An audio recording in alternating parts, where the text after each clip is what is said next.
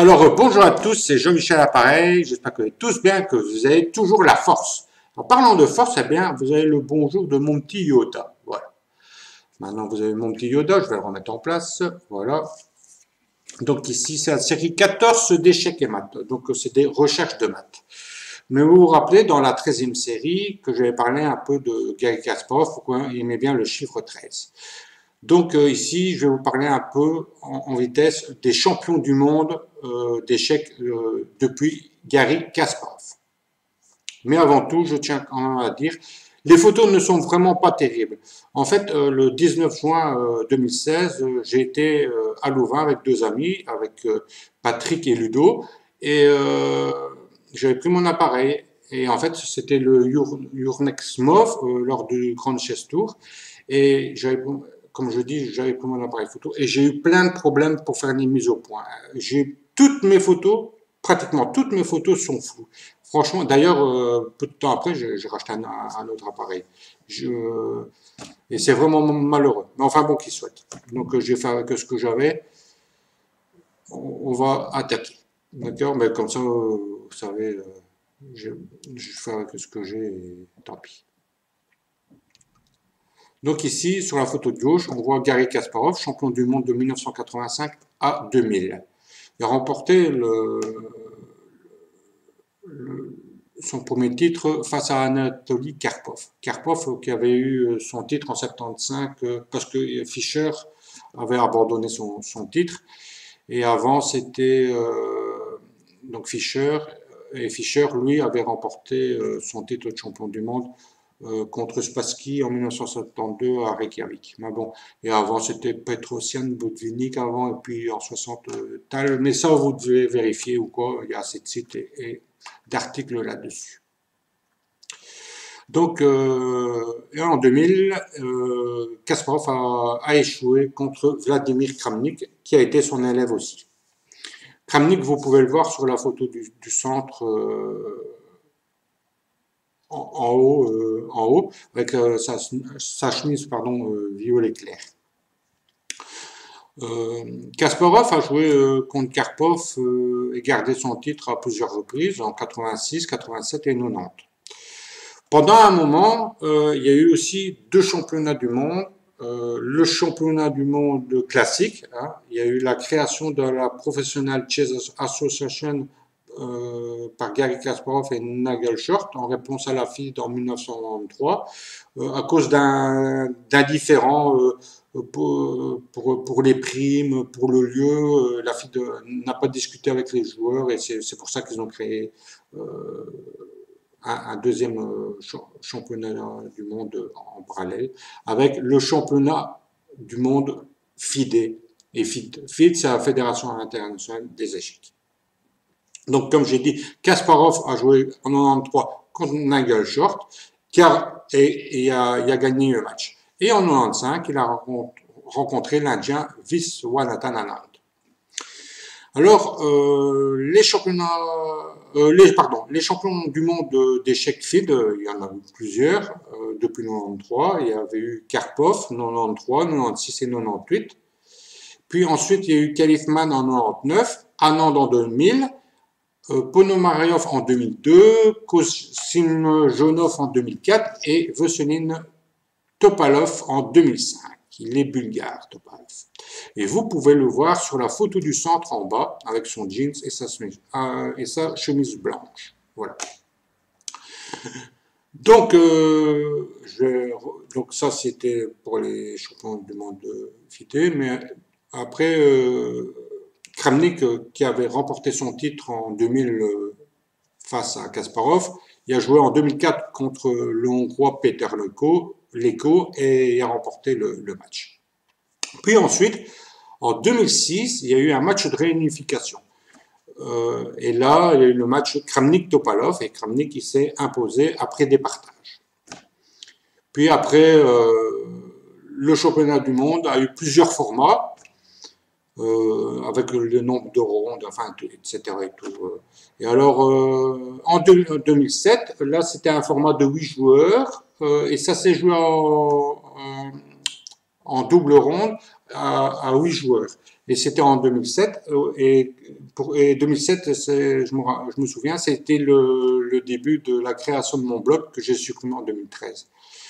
Et là, en 2007, c'était à Mexico et il y avait à Kramnik un an de Svider, Morozevich, Aronian, Leko, Gelfand et Gritchouk. Et c'était un match de 8 joueurs. Et là, Anand a remporté le match, le tournoi et le titre de champion du monde. Et Kramnik y a terminé deuxième.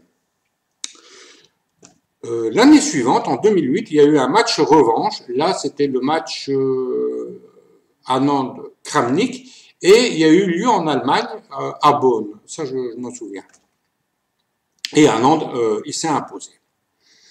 En 2010, Anand il affronte Topalov, où il s'impose. Et en 2012, il affronte Boris Gelfand.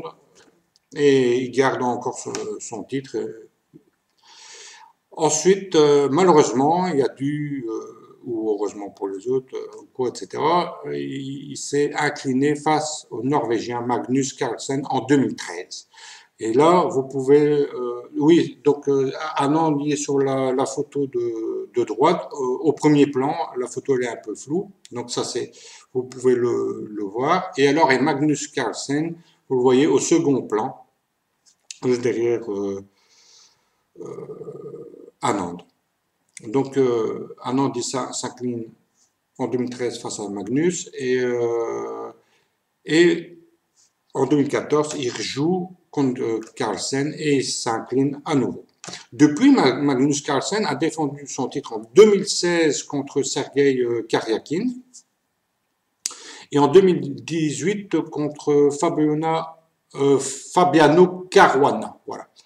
Et ici, Carlsen défendra son titre contre Jan Nepomniachtchi en novembre 2021. Voilà.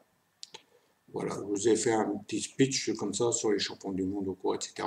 Si vous voulez en savoir plus, il y a vous pouvez aller voir, il y a plein de sites ou quoi, etc. Bon, moi j'avais fait un petit résumé des trucs que ça me disait quelque chose. Voilà. Donc, et voilà, j'espère que ça vous a plu. Donc, maintenant, pour devenir champion du monde, il faut faire les exercices, ça va?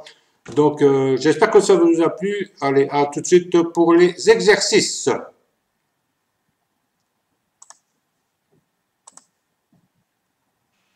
Donc, nous voilà prêts pour cette 14e série d'échecs et maths. Donc, comme d'habitude, quand je dirais appuyez sur pause, vous appuyez sur pause le temps que vous voulez, vous cherchez, le temps que vous voulez, ça m'est égal.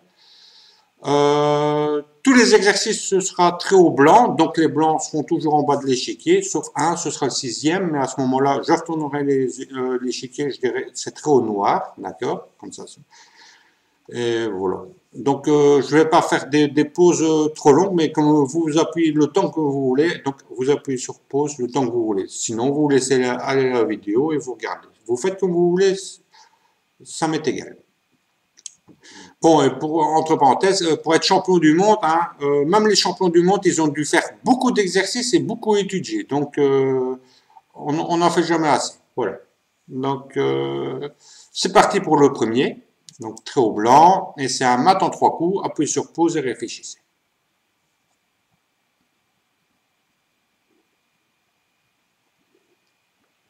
Est-ce que vous avez trouvé?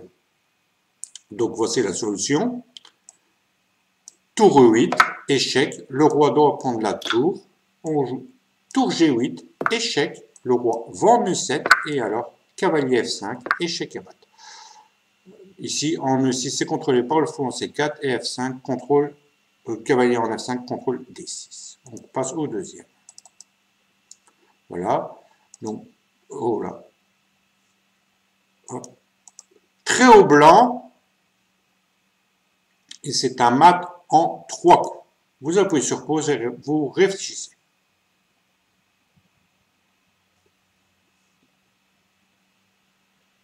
Est-ce que vous avez la solution? La voici.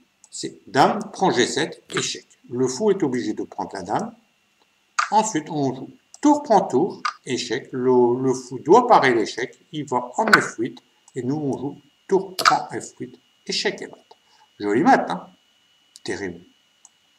Puissant, hein? Troisième exercice. Alors, c'est très haut blanc. Et c'est un mat en 3 coups. Vous appuyez sur pause et vous réfléchissez le temps que vous voulez.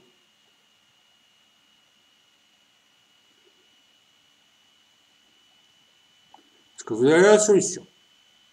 Non, la voici. Dame, H6, échec. Le fou prend la dame. Cavalier G5, échec à la découverte. Donc le roi doit aller en H8, il ne peut pas aller en G8 parce qu'il y a le fou ici B3 qui contrôle la case, hein, vous voyez. Et ensuite on joue tour H7, échec et mat. Maintenant il y a un autre mat en 3 coups, après dame H6, donc il y a encore 2 coups pour Marie. Il peut aller ici en G8. Mais alors on joue ceci. La dame en H8, le fou prend la dame, et ensuite on joue cavalier H6, double échec, échec et mat. Terrible, hein? Voilà. On passe au suivant. Donc ici, c'est très haut blanc, c'est un mat en 3 coups. Vous appuyez sur pause et vous réfléchissez.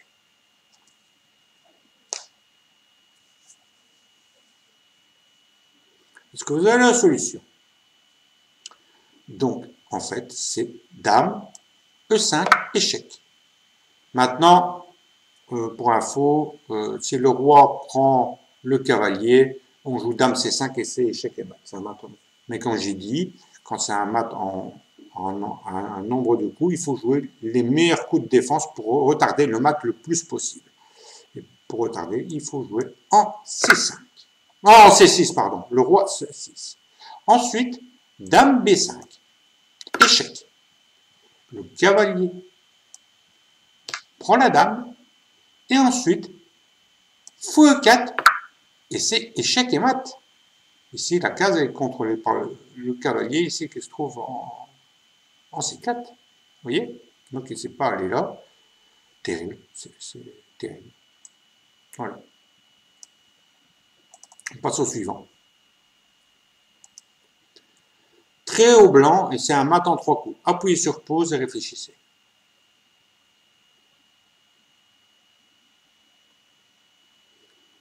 Voici la solution. Tour H8, échec. Le fou doit prendre la tour. Cavalier E6, échec. Le roi ne peut pas aller là, c'est contrôlé par le fou. Donc il est obligé d'aller ici, et ensuite, et après, eh bien, on joue fou H7, et c'est échec et mat. Terrible, hein?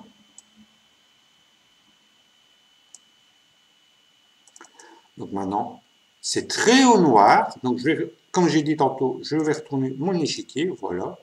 Très haut noir, et c'est un mat en 4 coups. Vous appuyez sur pause et vous réfléchissez.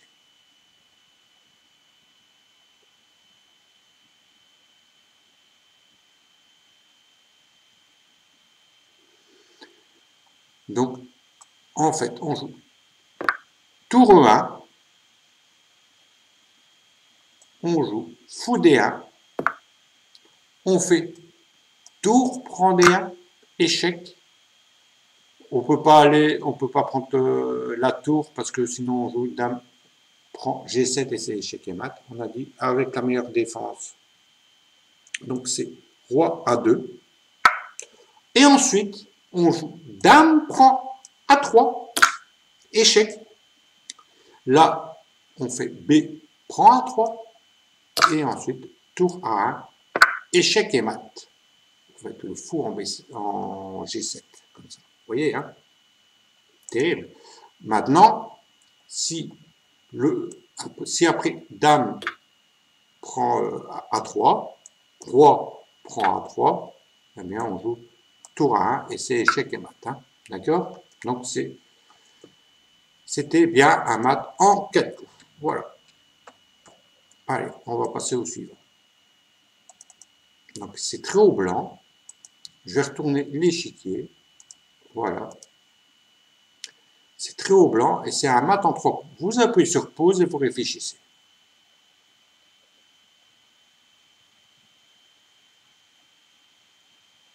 Est-ce que vous avez la solution? Non? Eh bien, c'est pas grave. La voici. Eh bien, le premier coup, paf! Tour prend H6. Il ne peut pas prendre la tour, hein, sinon c'est Dame G6, échec et mat. Hein, d'accord? Donc, si maintenant il fait G prend H6, on joue cavalier F6, échec, le roi va en H8 et on joue Dame G8, échec et mat. Maintenant, il peut aller ici, en G8, mais on joue cavalier F6, échec. Le roi n'a qu'une case, c'est d'aller en F7 et on joue Dame G6, échec et mat. Voilà. Donc, c'était bien un mat en 3 coups. Terrible, hein? Avec la meilleure défense, enfin, avec le meilleur jeu des blancs et des noirs. Voilà. Allez, on passe au suivant. Alors, c'est un mat, donc c'est très haut blanc, et c'est un mat en 4 coups. Appuyez sur pause et réfléchissez.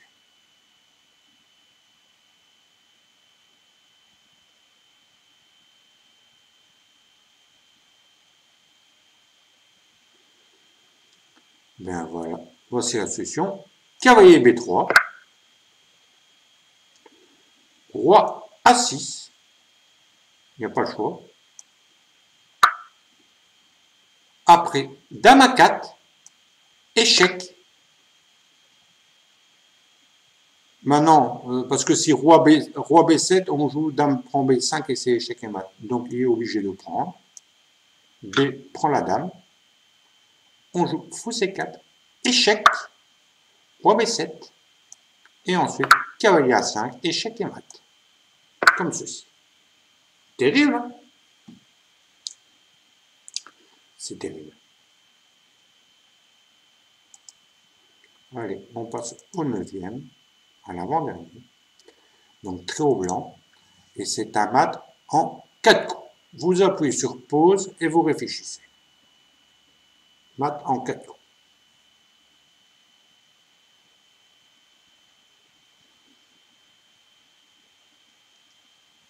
Est-ce que vous avez la solution? Non. Mais la voici. Cavalier F6. Échec. G prend le cavalier, obligé. Ensuite, on fait Dame F8, échec. Le roi est obligé de prendre la Dame. Ensuite, on joue Fou H6, échec. Roi G8 et Tour 8, échec et mat. Terrible. Voilà. Alors maintenant, on va passer au dernier exercice. Très haut blanc, et c'est un mat en 3 coups. Vous appuyez sur pause et vous réfléchissez.